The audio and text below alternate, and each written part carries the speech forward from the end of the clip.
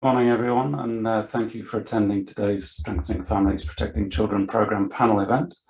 I'm David Fairhurst, I'm Executive Chair at Mutual Ventures, and I'll be chairing today's panel discussion. I'm delighted to welcome you all to the final instalment of the conference, which has been our first entire programme event this week. There have been a series of fantastic online workshops, which many of you will have attended, and throughout the week we've held sessions led by the three Innovator authorities, so Leeds City Council, North Yorkshire County Council and Hertfordshire County Council. These have been focused on the theme for the week of balancing protecting children with supporting families. We've had over 270 attendees across the sessions this week, so really terrific engagement, and we thank you all for that and for your participation in the various events that we've been running. The purpose of our session today is to look back, really reflect on learning from the week and to celebrate the opportunity we've had to bring attendees from the 20 participating local authorities together. That's been terrific, as I've said. In today's event, we'll be bringing together a panel with representation from all three of the Innovator authorities. And we have Sue Williams, first of all. Sue is the Director of the Centre for Family Safeguarding Practice at Hertfordshire Council. Sue is currently leading the team supporting Cambridgeshire, Walsall, Lancashire, Telford and Reading, Wandsworth and Swindon to implement family safeguarding through the Strengthening Families programme. From North Yorkshire, we have Ian Kirkler, Team Manager for Neuro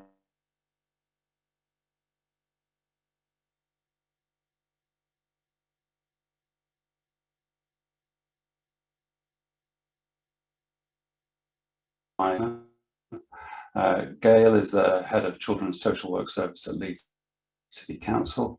Gail is also Lead for Domestic Violence for Children's Services and also manage their front door service. Coventry, Solihull and Sefton in their children's services. And finally, we welcome Dawn Taylor from the Department for Education. Dawn is Deputy Director with responsibility for learning, innovation and digital in children's social care, which includes the Strengthening Families, Protecting Children programme. Welcome all four of you. The purpose of the panel is to draw together some of what we've heard over the course of the week and to celebrate the learning that's emerged. And I'm coming to some of these discussions relatively fresh myself, as I'm sure many of our attendees. So I'm really excited to hear what's been going on over the course of the week from all of our panelists.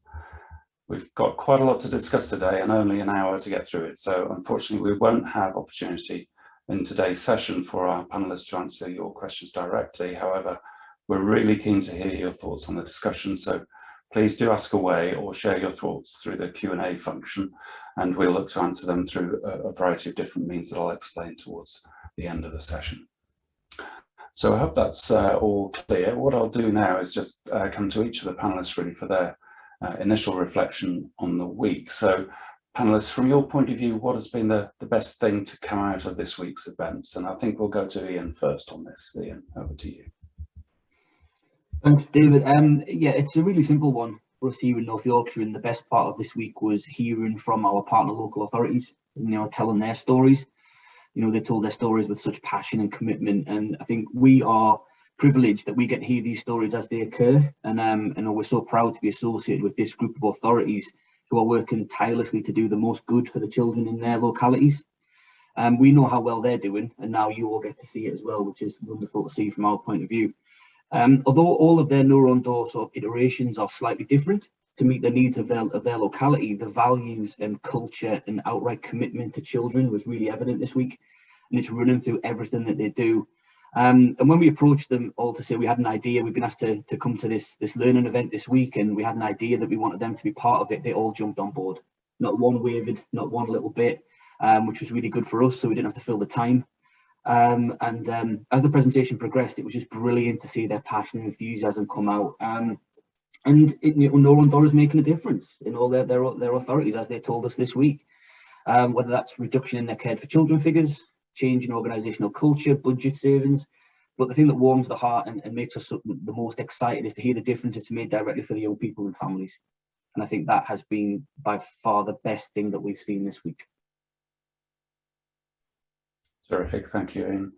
Sorry, I should have mentioned as well, Vicky Prowell, my colleague from Innovation Unit, is on the call in case my technology fails and Vicky has to step in and chair the event. So thanks, Vicky, for being back up. Sue, if we could come to you next for your thoughts and reflections. Sorry, I'd just like to say a huge thanks to begin with to the DFE Mutual Ventures and Innovation Unit for putting on the week's events and the huge amount of work that's gone into it. And I think up and down the country, we've all got used to doing practice weeks to, refocus on our values and how we're doing and what the feedback is from families and partners. And this week was really an opportunity to go large on practice week, with 23 authorities up and down the country coming together in different groups, but all together today to talk about social work and what being part of the SFPC programme has been like for all of us. And, I think it's quite unprecedented to have 23 authorities discussing learning, sharing and developing innovation together. And I hope that continues for a long time and that Dawn and her colleagues are able to persuade ministers to fund more of these events, because I think they're really valuable. And my suggestion to our coaching partners would be, how can we get this out to authorities that aren't part of this programme, but that are very keen to join in and learn what's going on as part of this programme as well. So a great opportunity. Thank you all. Thank you, Sue, and hopefully we can respond to some of those asks in due course in events to come. Gail, really interested to hear your reflections on the week. I appreciate you haven't been able to attend directly, but I understand you've had some input from colleagues. No, I really regret that I weren't able to attend, but colleagues have. And I think Ian really summed it up there, that people were, always amazed at people's absolute commitment at being innovative in social work and how we work with families. And also I think what people are saying is very much how it's been a kind of stop and make sure these three parts of the programme are not in silos themselves, but it was absolutely critical to make those linkages. And people were saying, oh, guess what, it is happening here or there, and just that, we know how important reflection is and fresh eyes are in all of our work, whether it's strategic or whether you're a social worker going down somebody's path. And this week, people were saying there's been a lot of that, thinking about, okay, what can we learn from others? What's going well? So I'm really sorry to have missed it, but there we are. It seems like it's been a great week. So really good. I'm really impressed with Sue's courage to be able to suggest ministers should pay more for anything. That's a good start to a Friday, a courageous speech. But there we are. We'll go with that, because that's always good to have events like this when people can reflect and come together to share, exactly what we're being innovative about. So that's great.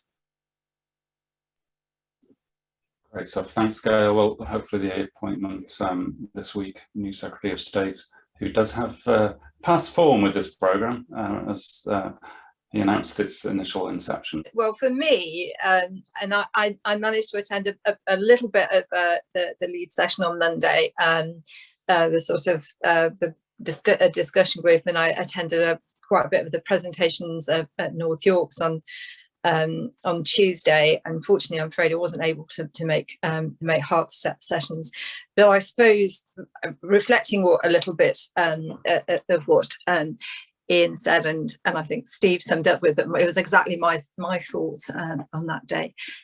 The number of times I heard people using the word excited or exciting, I was just blown away by that, and that sort of sense of energy and enthusiasm and commitment was just really infectious from everybody who was taking part.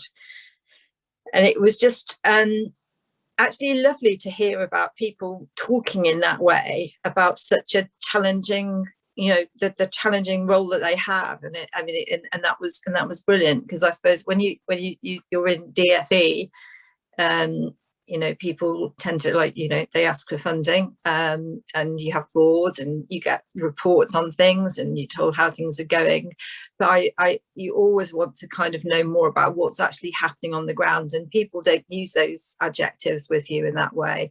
And so that was just brilliant for me to see how enthused people were by the programme, and that seeing that firsthand definitely makes me and the team more able then to share that with ministers. We'll move now sort of into the more specific Q&A, and I'll direct this first question to Ian.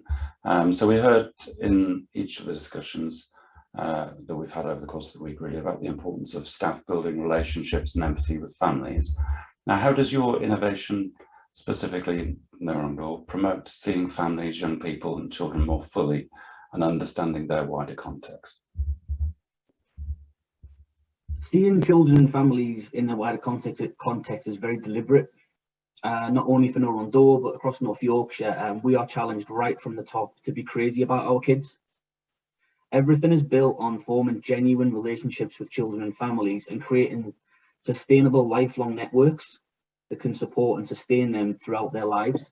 Hopefully that, you know, that the professionals don't need to be involved in, and they can grow them organically, because, you know, we are getting the evidence that that is better for children, and children do better in families, which is what we talked about on Wednesday. The multidisciplinary team that Neuron Door puts in place was put there really purposefully, so that we could get all the expertise, skills and tools to be able to see our children more fully, and that helps us to care for them in a much richer way. It allows us to understand their stories in a thicker way. You know, the children that come through us to our hubs, pick our residential side of our service, often come with a narrative. They haven't had smooth journeys through care. That, you know, there are a lot of issues that are probably going to follow them, and there are a lot of labels attached to them, unfortunately. But that doesn't present who that child really is, or who they have the potential to be. So we want to see them, we want to accept them, we want to love them, we want to care for them for who they are, and not how we wish they would be, or that society may wish they would be. Far from being broken or damaged, which is something that unfortunately, you know, when I did work in one of the hubs, I heard that an awful lot. But far from being broken or damaged by their experiences, we know our children are perfect and wonderful just the way that they are. And we want everyone else to see that as we see that. But to do that, we have to understand their context and take time to understand their context. The principles of Neuron Door, outlined in our non-negotiables and distinguishing features, all lend themselves to this process. It's all about the child, all about the family. But it's the 4 provocations that we set out and have been taken on and adapted by our different LAs in this program that where we probably see this most overtly. And I just kind of want to run you through them really quickly, if I may, this morning. And the number 1, and the reason we put it number 1 again, everything we do is for a purpose. And it says, would this be good enough for my child? If my child or my family were being supported by professionals, I would want someone to take the time to get to know them. And I'm not saying that takes an awful long time, but this is about just someone being deliberately wanting to get to know my child or my family, to speak about them with love, speak about them with compassion, treat them with dignity, to listen to them, include them in what's going on. I want them to be genuinely there and want to be there to help and support my family, to go in the direction that we want to go, not necessarily to always be shoehorned into a direction that someone else thinks just because they feel it's better for us. That might not be our narrative, that might not be the way we do things. And I don't know if, I mean, hopefully people will agree with me, I don't feel these are unreasonable expectations. So therefore, why should any of our families that we come across, why should any of the children that we have the privilege of caring for expect any less from us? And that's a high standard, but we aim to hit it every single day. And we aim for that to be done across our authorities and this program, and they're doing it. They are doing it. The next one is what kind of adult do we want to be in sort of 20, 30, 50.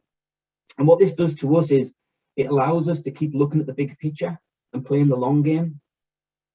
You know, it weighs decisions up against future consequences and stops us making decisions that create permanent solutions to temporary problems.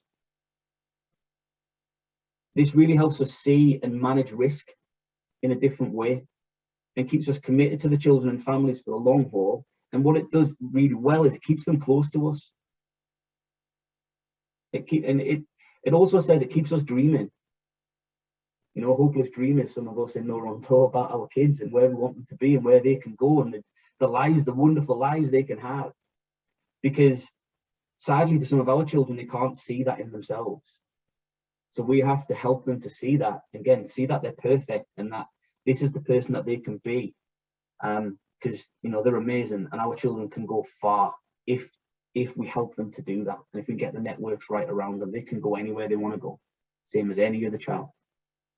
Then this third one, we've got, are we managing risk for the child or the organisation?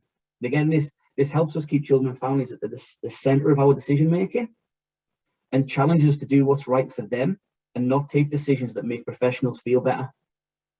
We don't take a decision because it means the social work team or the Innovator team or the police, whoever, will go home and sleep more soundly because they've passed that on. That's not what we do. We hold that risk.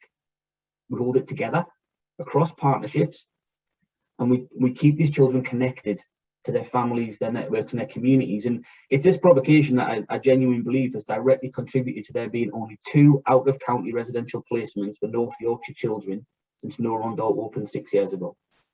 And both of them were directed by a court. So again, only 2 out-of-county residential placements. We've kept, in 6 years, we've kept however many hundreds of children at home or in their communities, in their networks, in North Yorkshire, where they belong, where we want them to be and where we can care for them.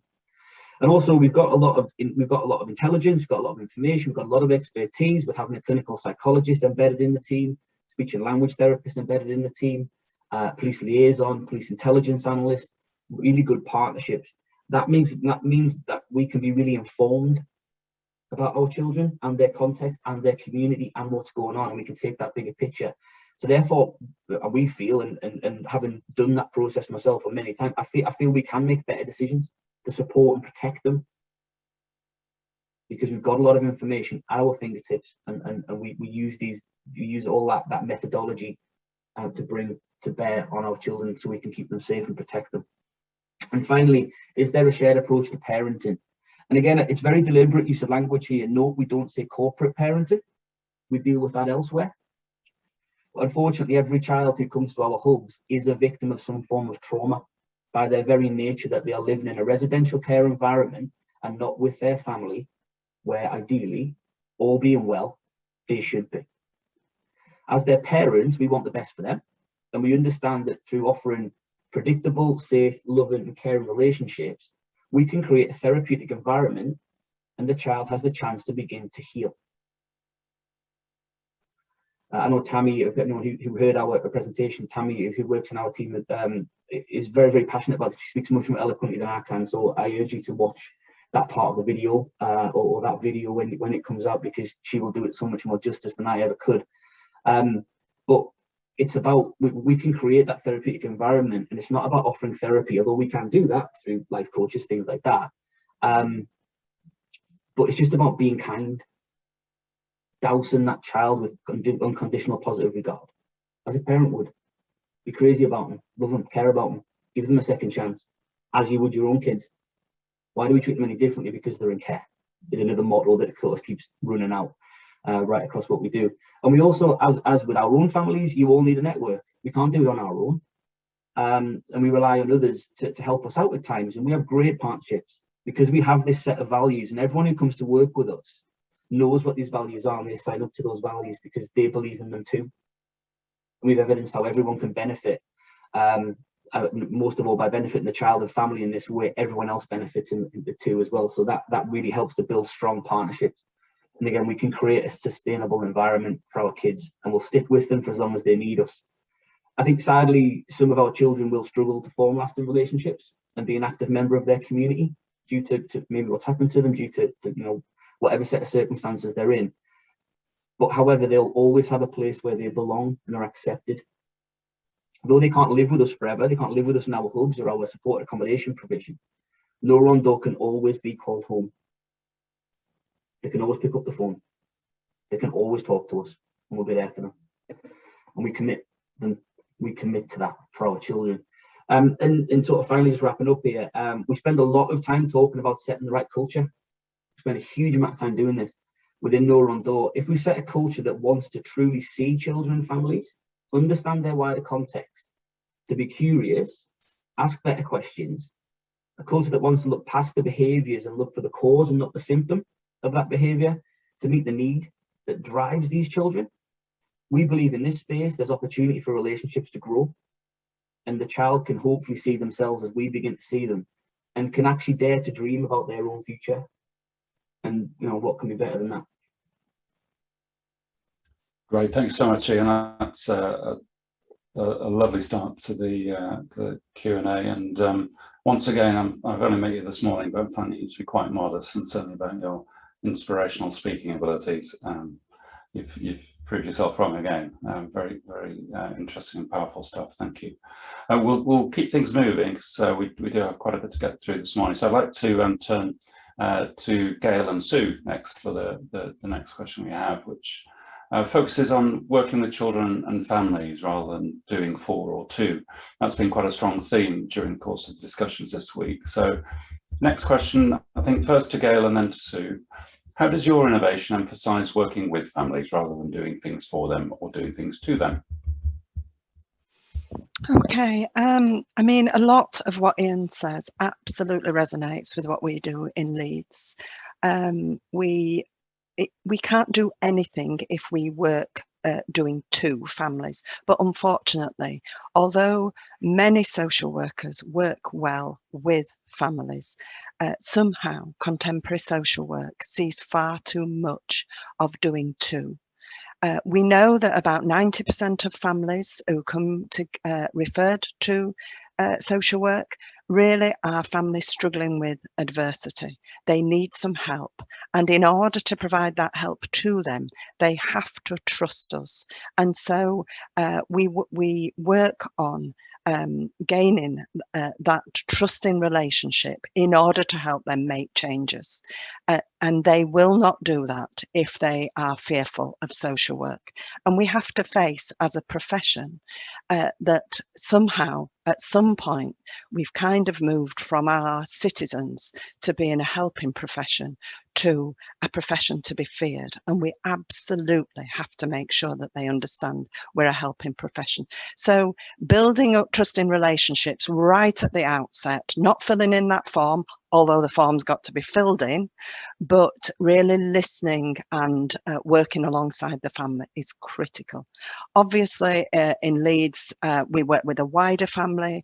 We use family group conferencing, and obviously our partner authorities are more and more using family group conferencing as a model. But it's very much about practice, values, culture, which is somebody was saying to me yesterday, changing culture is just a little bit messy. And it is a bit messy, but it's so worth doing, because you can't do anything unless you have that correct culture. So, assuming that families are the experts in their own situation, and if you help them, trusting them, then you can help them make changes. So, what we've seen in Leeds is that means that caseloads reduce because you're actually being effective rather than following a process or, having a lot of bureaucracy. You're actually working. It's about practice, not process. And that's a huge part of what we do working with families.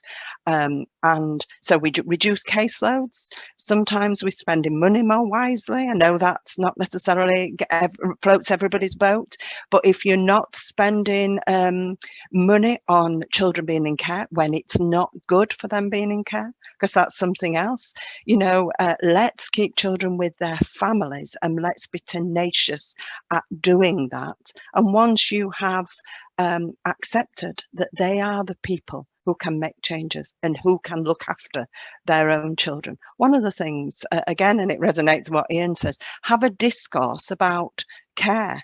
And does care harm? What does that look like? Because lots of our partners sometimes see care as almost a holy grail without, you know, I imagine most people at this conference, if it was said to them, if you couldn't look after your child, would you want them to go into residential care? Would you want them to go into foster care? And possibly most people would say, no, I want them to be with my aunt, my gran. And so that's absolutely the same for everybody. So it's trying to make sure that we'll only achieve that if we have those trusting working relationships. That doesn't mean to say we don't challenge families and challenge each other. And there's a whole lot more to say about being an organisation that works with. So we often say to social workers, when you look up your organisation, does that feel restorative? How are senior managers working with you, setting the environment for you to do a good job? So I'll hand over to Sue, but you know, obviously there's lots more to say on that. Thank you, Gail. Sue, if you could pick up that. Firstly, I'd just like to say, wow, you know, in terms of Ian's passionate declaration about what his authority about, and Gail also. And I think the great thing about this is it brings together all of us. And I think if I were to say one word about this week and what innovation in this programme offers to social work, it's passion. And, you know, we've got that in bucketfuls here. And I think in Hertfordshire, we've got a similar passion, and we all express it slightly differently. You know, we've seen the impact, I think. So our innovation has started off being focused on children who are suffering abuse and neglect within their families. And we've started off by thinking about, you know, how have we got to this point? Because none of us as social workers, I don't think, came into our profession with the aim of gathering evidence to use against families to take their children into care. And as Gail was saying, you know, that's very much the public perception of us. And when I started off in social work in the 1970s, on my first day at the London Borough of Bexley, there was a queue right down the street when I arrived at that office at 8:30 for people coming to us, wanting help and support with their children.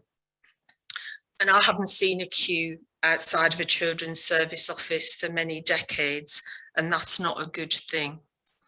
And so I very much echo what Gail says about, you know, being seen as a helping profession.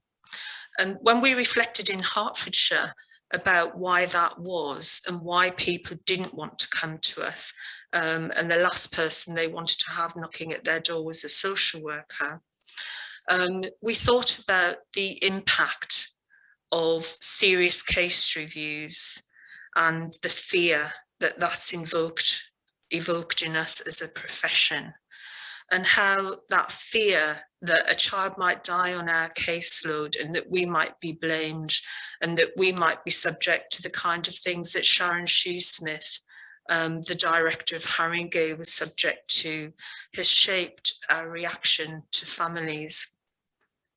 And if we look at, in our practice weeks, normally we do lots of audits, don't we? And we look at whatever the quality standards are and everything else that our authority sets its store by.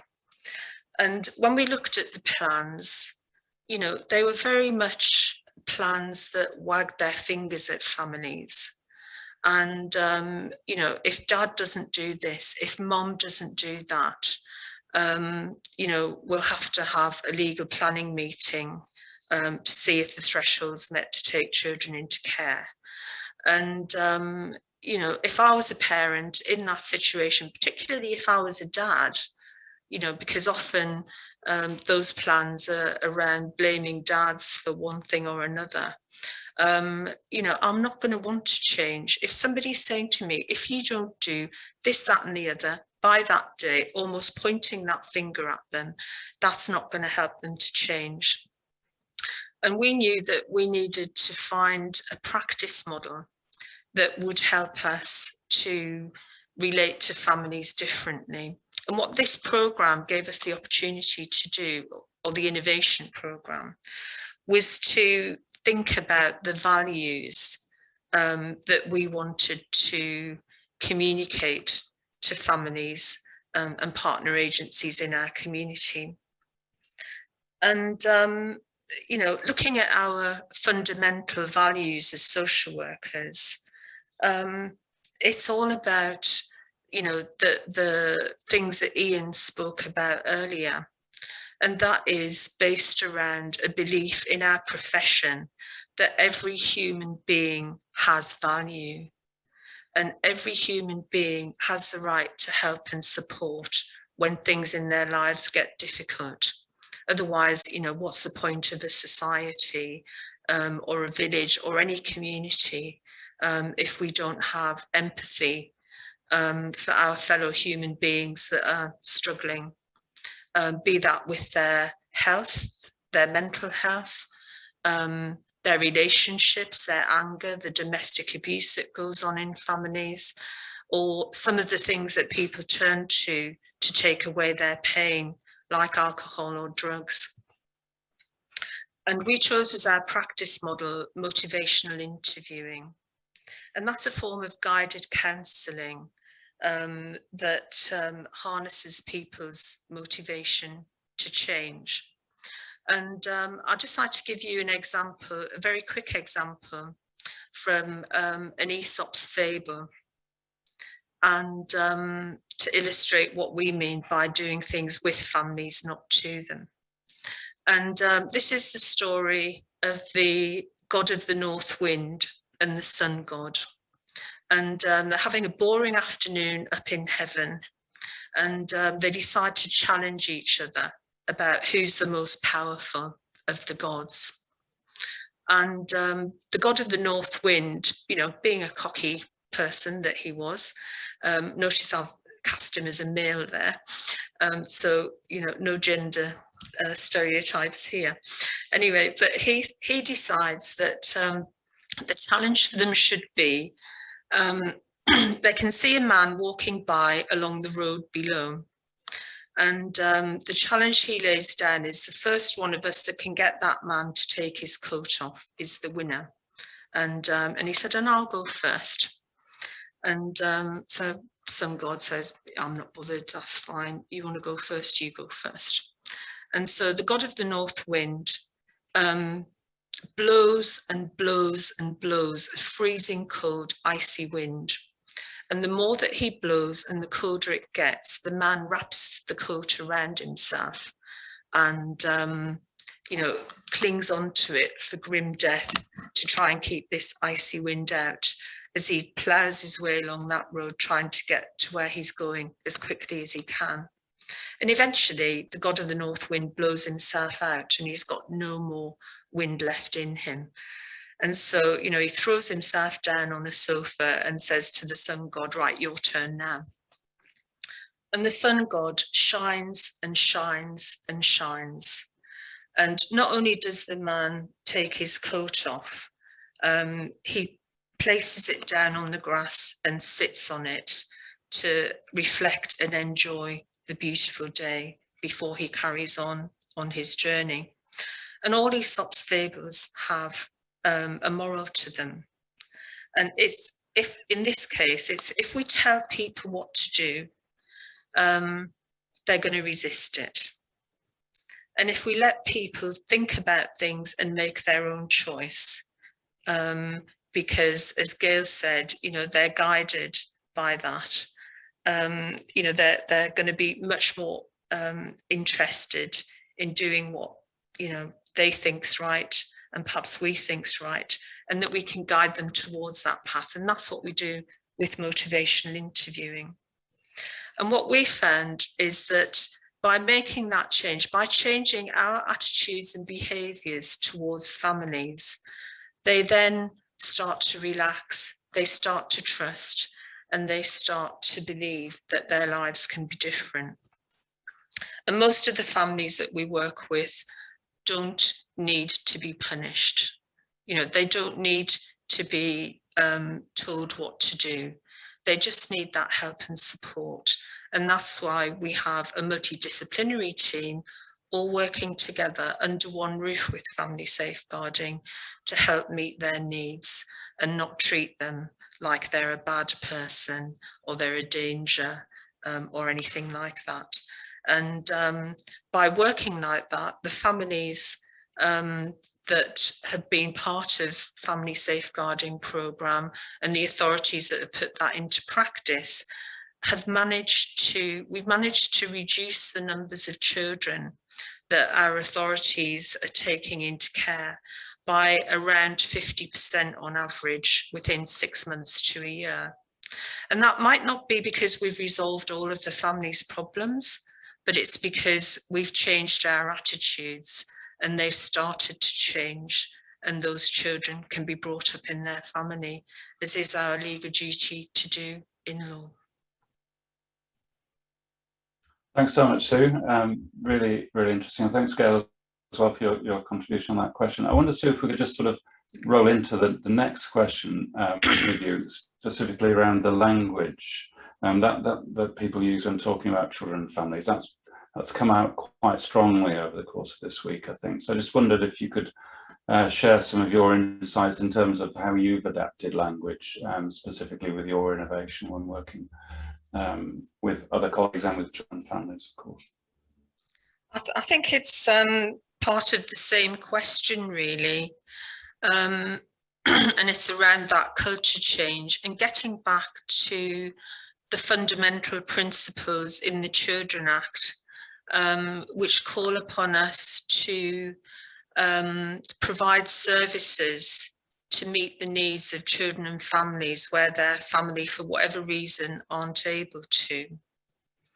And starting off with, you know, that principle that also runs through all of the human rights legislation and the human rights conventions about governments being there to provide the help and support that children and families need.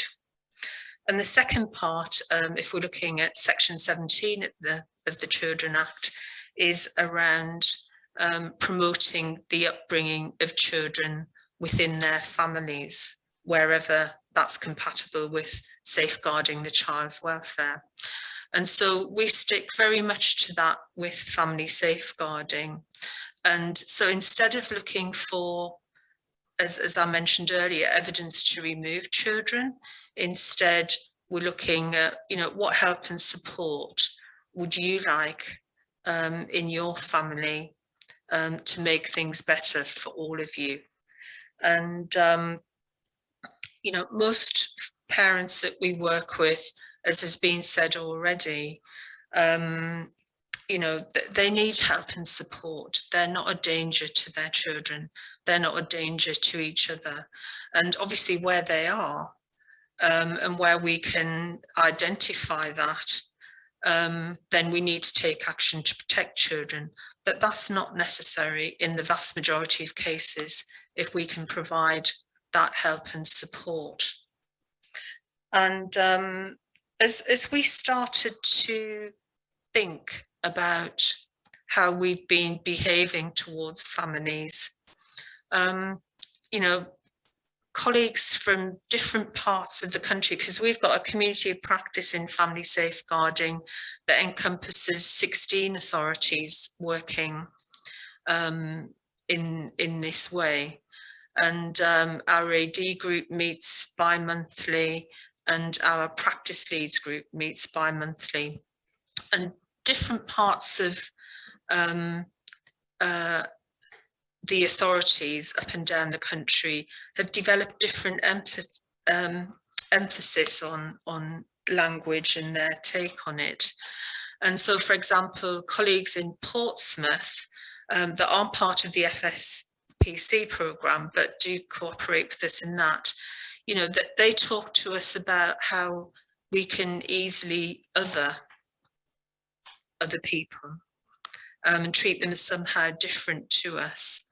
And, you know, if we recognise that, you know, we can change that and get back to that empathy that is central to motivational interviewing. And if we're worried about danger to children or significant harm to children, what we have is a multidisciplinary team that fits around that. And, you know, the best people to help us do that are going to be our domestic abuse officers who are from a probation background, or our mental health staff who are predominantly psychologists. So we've got a better chance of identifying that. And, you know, working with colleagues in Lancashire, they thought we ought to change case conferencing and how we do case conferencing. And they've undergone a massive consultation with families in Lancashire about, you know, how should we do case conferencing differently and how does it make you feel? And, you know, how would you feel better able to participate in these discussions? And so, you know, different authorities involved in this programme, innovating further within different bits of it to make it all better. And, you know, the excitement that we see from social workers when they don't feel afraid anymore, when they see people as human beings, not risks or dangers. You know, it's just been incredible to be part of. Great. Thanks, Sue. Thanks so much. Dawn, I've put you on the spot a little bit here, I think, but you commented near the beginning about hearing that word that Sue just mentioned, that excitement, and not usually hearing that. What has struck you this week about the language that leaders and practitioners are using and communicating and delivering these innovations?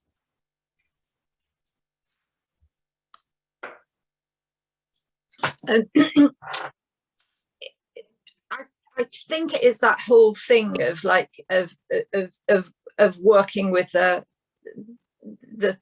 family sort of as equals, that they're an equal partner in the process. Basically, they're not somebody to be a problem to be done to. They are, you know, they are working with you. They are the solution. They are the solution, not the problem.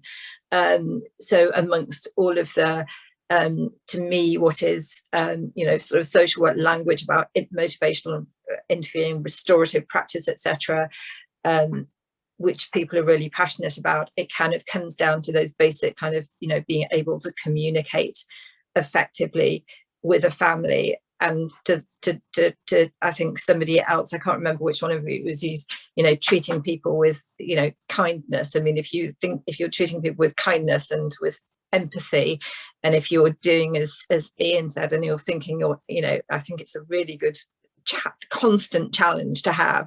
What would I want if this was my child? That having all those thoughts in your head are going to lead to the right kind of language. So I'm not an expert in that area by any means. I'm not a practitioner, but I kind of think all of those fundamentals and those values are going to lead you to the right kind of language and away from a sort of a punitive language. I was really struck by what Sue said about in the 70s having a queue outside of people asking for help, and now that just being not how social work's seen. And I feel that we really have an opportunity here in this programme across all three of the projects and the local authorities to, you know, and almost a responsibility, I feel like a responsibility to sort of to shift that, don't we? And, you know, and that's and you know, we may be beginning to see that happening, and it's like shifting that broader culture of how people perceive social work practice, as opposed to just changing the practice within your local authority. To do that it is an enormous challenge. But from what I've heard this week and from the way social workers are talking, you'd think if you were a family, you'd want to be engaging with these people. They will help you, and that feels like part of a potentially really exciting change. So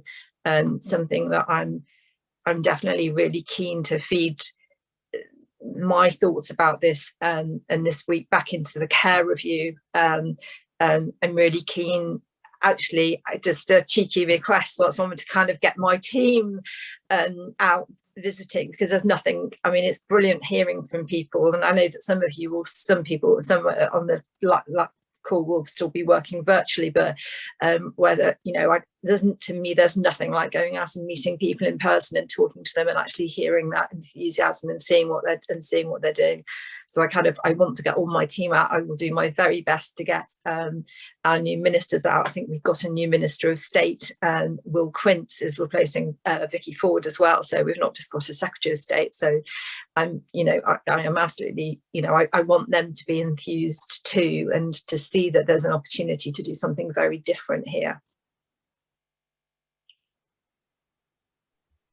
Terrific, thank you for that. Dawn, sorry to put you on the spot a little bit there, but I just thought it was important to hear from you on that. Could we, I'm kind of conscious of where we are in terms of time as well. I think what we'll do is, if I could maybe ask Ian and Gail just to give a couple of thoughts on increasing alignment across partners and finding ways to share responsibility for protecting children across the system with partners. So that's been an important thing that's come up over the course of the week. So just thinking about your innovations, Gail and Ian, how does your innovation create better alignment between partner agencies? And if we could keep the answers pretty brief, I'm afraid. Do you want me to go, Gail? I'm presuming that'll be it. I'll go first there. I think. Yeah. Sorry, that was a message. I couldn't unmute, so there was a message in for you to go first. Yeah, that's fine, no problem.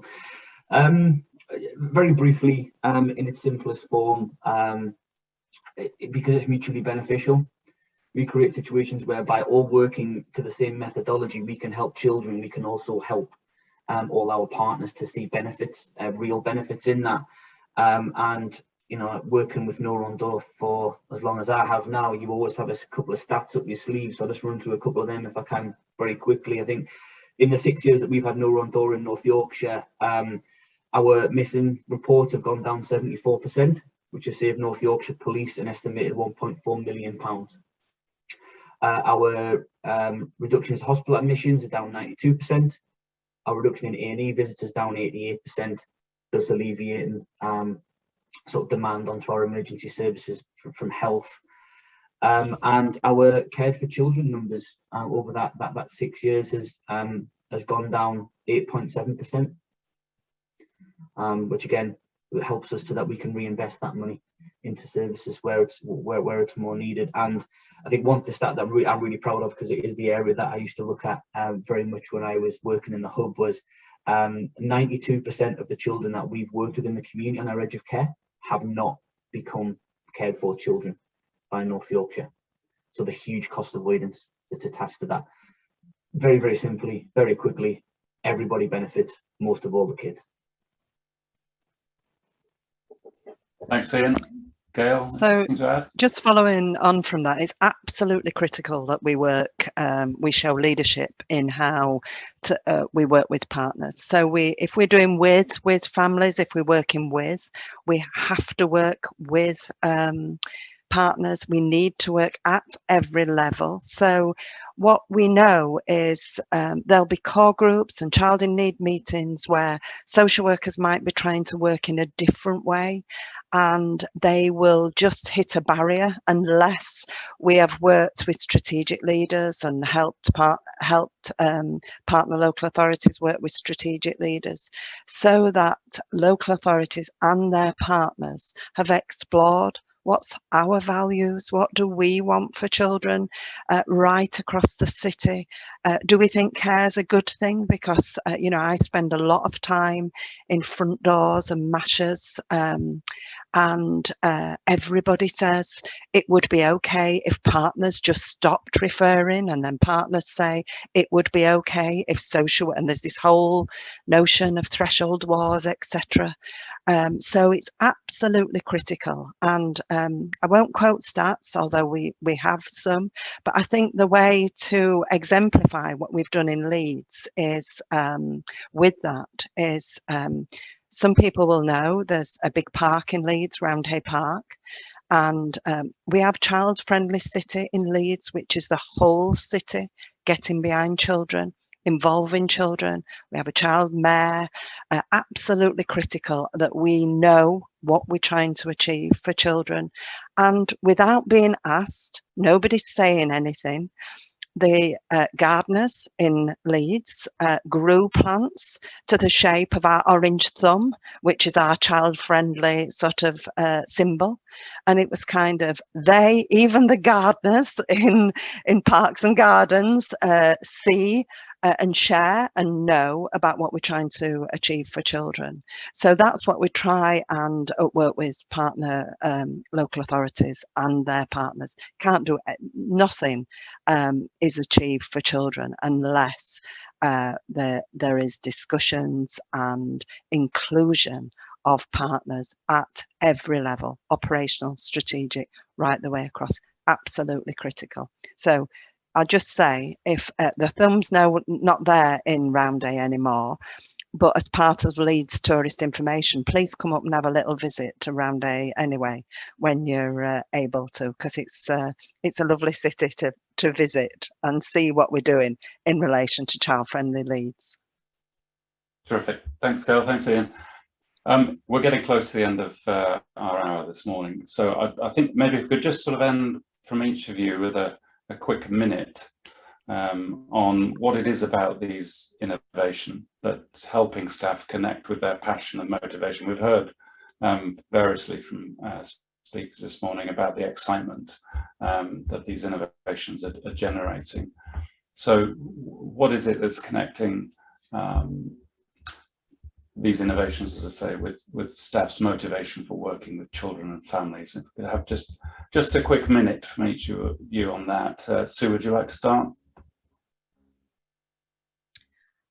What I would say is, there's a huge commonality between the three innovations in terms of linking everything back to the values that we signed up to when we became social workers. And in terms of partnership and all the things that Gail said that, so true, it's about reconnecting them with the values as to why they became a teacher, a police officer, a nurse, a doctor. We all came into our professions because we care about our communities and we care about the people that form those communities. And we just need to help people to get back in touch with those feelings and put aside that fear. And then everything else sorts itself out. Okay, thanks, Sue. Gail? I think we know that social workers really want to work with families in a restorative way and work alongside families and respect them as individuals and believe that they are worth doing business with, rather than always thinking that they're being hoodwinked or something is being hidden. This is how they want to work. I think what we also see is there's been a dominance of process and computer-driven practice sometimes, which they struggle with. And so absolutely embrace that it's practice that is important, even though, I would absolutely sign up to performance indicators. I don't see that different. We don't see that different from practice. But absolutely that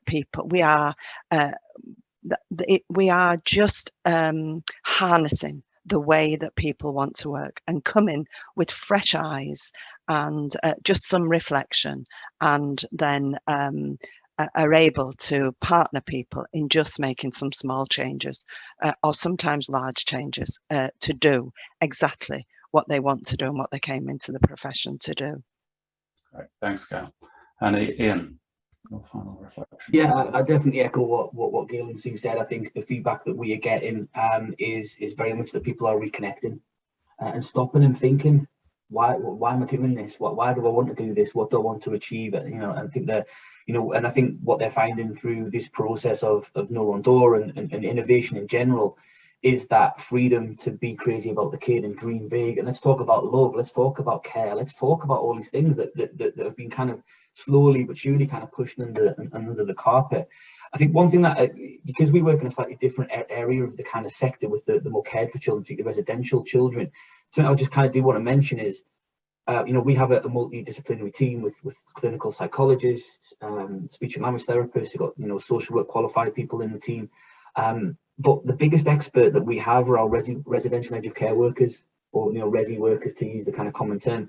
And I think for too long, these absolutely amazing and heroic people who care for the children that nobody else can, and turn up and do it day after day after day, have been marginalised by the social care system. I don't think they've been taken seriously. That's the feedback we're getting from them, that they don't feel listened to. So we really don't accept that. They are professionals doing one of the most difficult jobs across our system.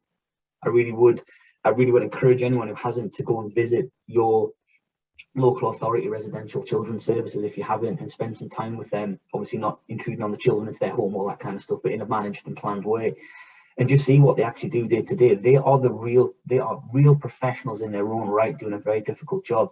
And we treat them equally, and we push them forward, and we say, this children, this child best, you live with them every single day. You see them at their absolute best, and when they're not having a good day, which sometimes they don't, let's face it, they're not always going to have their good days. But that really helps create enthusiasm and motivation, that we're saying, you do a really good job here, and we're proud of you. We're really proud of you. And we use, again, data is a big thing that we talk about, and thinking about what Gail said about performance, but we use that to tell their story. This is the difference you're making. The 92% of kids that are now at home who would have been in care had not been for you and what you did and what we did as a collective, and we're proud of that, and we tell them all the time we're super proud of them. And I think that's the thing that's just really making them really feel motivated. Thanks, Ian. You speak with such passion. I'm sorry to close you down, but I'm going to have to, as we're ending the hour. Dawn, any final very quick reflections from your good self? Others can speak and have spoken much more eloquently than I about kind of what connects social workers in terms of the restorative practice, the